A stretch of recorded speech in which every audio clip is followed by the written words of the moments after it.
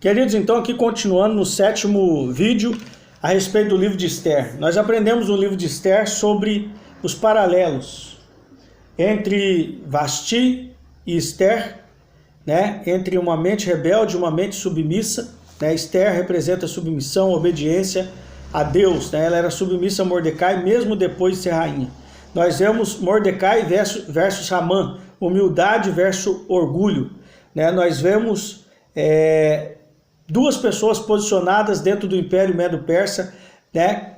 Sendo um tipo de Messias ou carregando o Espírito de Cristo sobre eles, trazendo libertação para o povo de Deus que estava dentro do Império Medo-Persa naqueles dias. Né? Nós vemos que Mordecai era um homem posicionado e humilde, e também Esther era uma pessoa posicionada e humilde.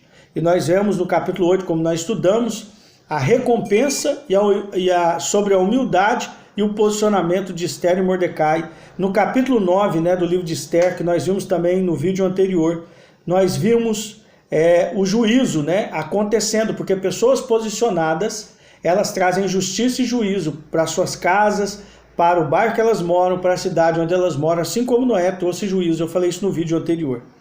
Tá? E aí nós vimos que, né, depois se torna comemoração para os judeus, chamado Festa de Purim, né, que seriam dias que eles deveriam dar comidas uns para os outros, se alegrar, deviam beber vinho e deveriam dar presente aos pobres. Né? Então agora eu queria ressaltar uma coisa que o Kleber falou, uma contribuição.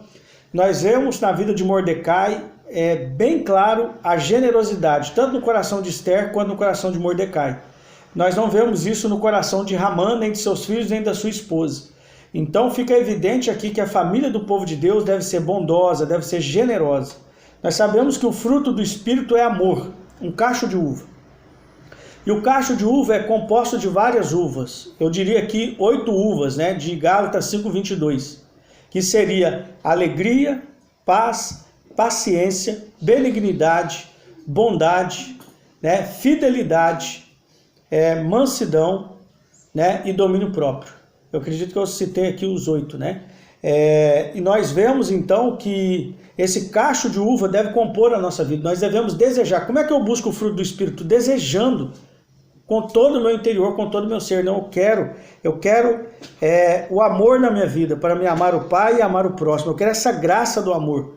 E o amor vai ser expressado como? Em forma de alegria, em forma de paz, de paciência, de benignidade, de bondade, né, de fidelidade, de mansidão, de domínio próprio. Ou seja, nós vemos essas coisas na vida de Mordecai e na vida de Esther. Porque na hora da vingança, né, no dia da vingança, eles decretam que os judeus deveriam se defender. Os judeus se defenderam, mas eles não pegaram os bens das pessoas que foram mortas.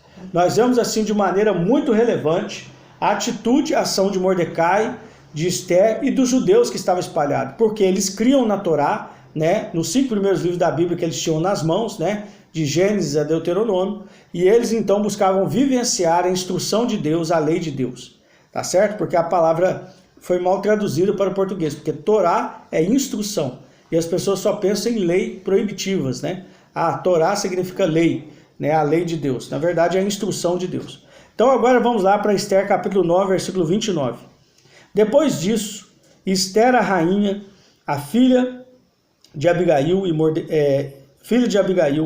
e Mordecai, o judeu, apresentaram um relato oficial completo para confirmar a segunda carta a respeito de Purim. Ele enviou cópias dela a todos os judeus, a 127 províncias do reino de Assuero, assegurando-lhes paz e segurança, e requerendo deles a celebração desses dias de Purim, no tempo designado, no tempo determinado.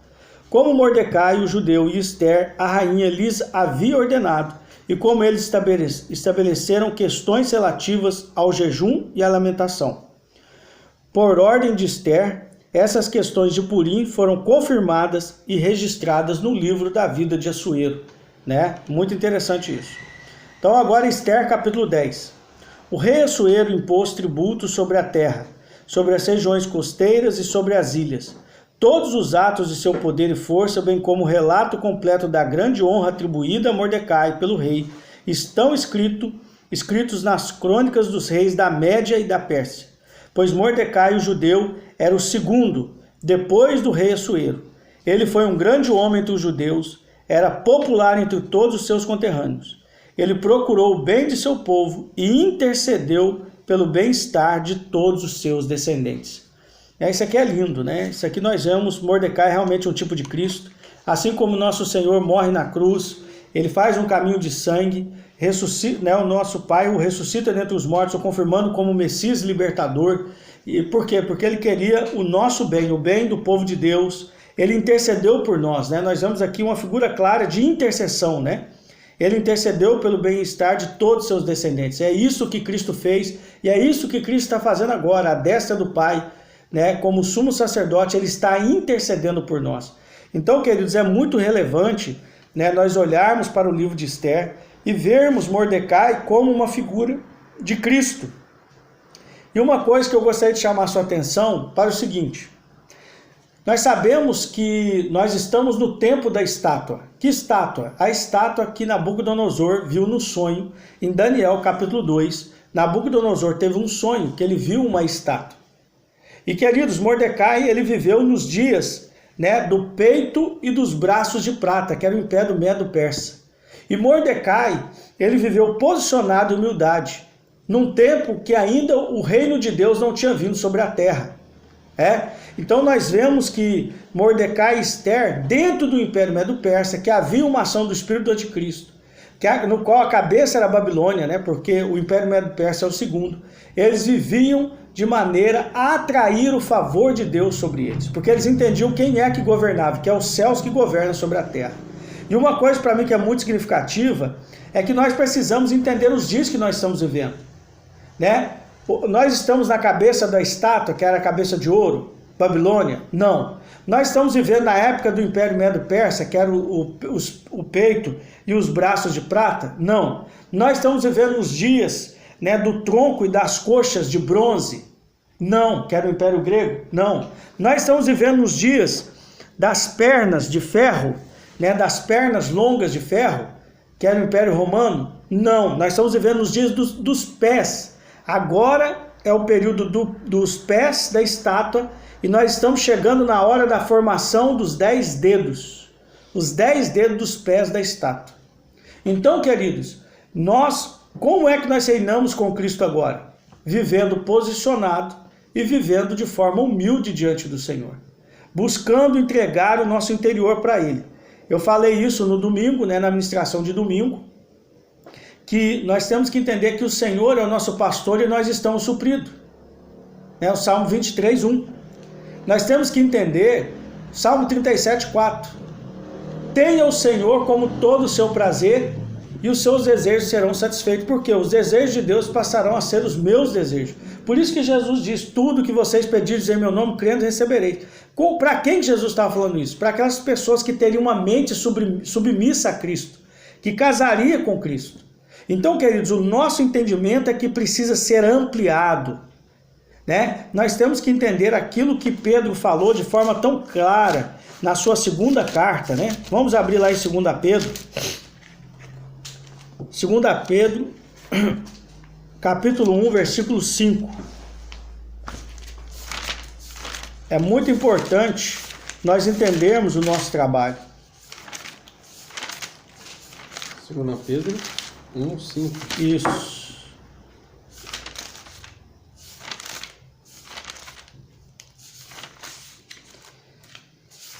Segunda Pedro,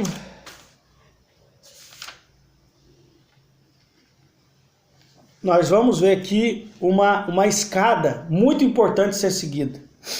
Diz assim, por essa mesma razão empenhe-se, é para empenhar, é para trabalhar, é o nosso serviço sacerdotal. Por essa mesma razão empenhe-se para acrescentar bondade à fé,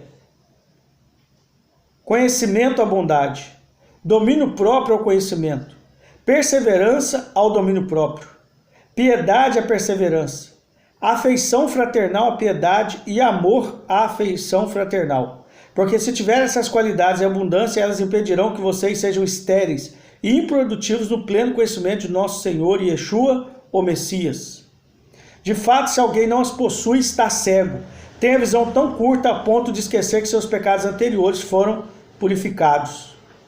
Portanto, irmãos, tentem ao máximo transformar o chamado e a escolha de vocês, a eleição, em uma certeza. Porque se continuarem a fazê-lo, nunca tropeçarão. Então, como é que eu nunca vou tropeçar? Se eu prossigo no desenvolvimento da minha vida espiritual. Se eu prossigo no desenvolvimento do meu sacerdócio. Se eu prossigo desenvolvendo, crescendo a estatura da medida de Cristo. Então, queridos, por que nós temos tantos cristãos apáticos? Tantos cristãos tristes, tantos cristãos perdidos? Nós podemos falar salvos, perdidos. Estão salvos, mas estão perdidos. Não tem esperança. A fé está fraca e não existe amor. Por quê? Porque é isso aqui que Pedro está dizendo. Vocês precisam transformar o chamado e a escolha de vocês em uma certeza. Porque se continuarem a fazê-lo, nunca tropeçarão. Dessa forma, vocês serão supridos generosamente com tudo de que necessitam para entrar no reino eterno de nosso Senhor e Libertador Yeshua, o Messias. Então, queridos, nós temos que entender que tudo já foi nos concedido. O que nós precisamos agora é todos os dias continuar trabalhando nossa mente, no nosso coração e fazendo o quê? Pela palavra nós temos mais fé. A nossa confiança em Deus aumenta. Estudando as Escrituras, sendo bondosos, olha só, acrescente a fé a bondade, acrescente bondade à fé. Então olha a escada, fé, bondade, conhecimento de Deus, nós temos que continuar adquirindo conhecimento de Deus, domínio próprio, perseverança, piedade, afeição fraternal, né, o amor aos irmãos, e o amor de Deus vai nos abraçar, o amor de Deus vai fluir por meio de nós. Então essa escada nós temos que continuar. E eu queria perguntar para você, em qual degrau você está hoje? Você está no degrau da fé? No começo? Ou você está no degrau da bondade? Porque Salmo 34:8 diz, provai e vede que o Senhor é bom. Você tem provado e visto que o Senhor é bom na sua vida? Queridos, nós precisamos entender que o nosso Pai é bondoso e conforme Gálatas 5:22, nós devemos ser benignos e bondosos para com as pessoas. Fazer o bem, desejar o bem a todos e fazer o bem a todos. Essa escada, ela é muito clara aqui em 2 Pedro. Fé, bondade, conhecimento de Deus, domínio próprio. Domínio próprio por quê? Porque eu não ajo mais por minha conta, mas agora eu sou guiado e dirigido pelo Espírito Santo. A minha mente está submissa ao meu espírito, aonde o Espírito de Deus habita. A minha mente está casada com o Espírito de Deus, está submissa ao Espírito de Deus, como a esposa deve estar ao marido e como a igreja deve estar submissa a Cristo. A perseverança, ou seja, permanecer no mesmo lugar. Estou posicionado, eu permaneço. Faça chuva, faça sol. Com dinheiro ou sem dinheiro. Com alegria ou com tristeza. Eu estou posicionado. Perseverança. Eu estou ali aguardando em fé, esperança e amor o dia da vinda do Senhor. Depois nós vamos ver piedade. Piedade é fidelidade e temor a Deus. É esse outro degrau. E o próximo degrau, afeição fraternal. Reconhecer os nossos irmãos em Cristo na cidade. E amar. Ter o amor de Deus transbordante para com o Pai e o próprio amor também que vem dele para os nossos irmãos. Então, queridos, no livro de Esther, nós vemos claramente, que é preciso construir sobre a fé. E é isso que nós vemos, que a vida de Mordecai e a vida de Esther foi uma vida edificada, foi uma vida construída pela fé que eles tinham em Deus. Nós vemos na vida de Esther e na vida de Mordecai a fé, a bondade, o conhecimento de Deus, o domínio próprio, a perseverança, a piedade, o amor fraternal e o amor de Deus sobre a vida deles. Então, queridos, eu gostaria que você, que está assistindo esse vídeo, esse é o vídeo final, é o último vídeo dessa série, vendo Cristo no livro de Esther, vendo uma mente submissa a Cristo no livro de Esther, que você possa voltar e ver os nossos outros áudios, que nós trabalhamos nessas últimas semanas. Então que o Senhor continue abençoando você, fortalecendo você e a sua casa. Não esqueça de deixar o like no vídeo se você gostou, Não deixe de compartilhar com seus amigos e irmãos em Cristo e peço também que você se inscreva no canal. Shalom seja sobre você e sua casa. Um beijo no coração de vocês.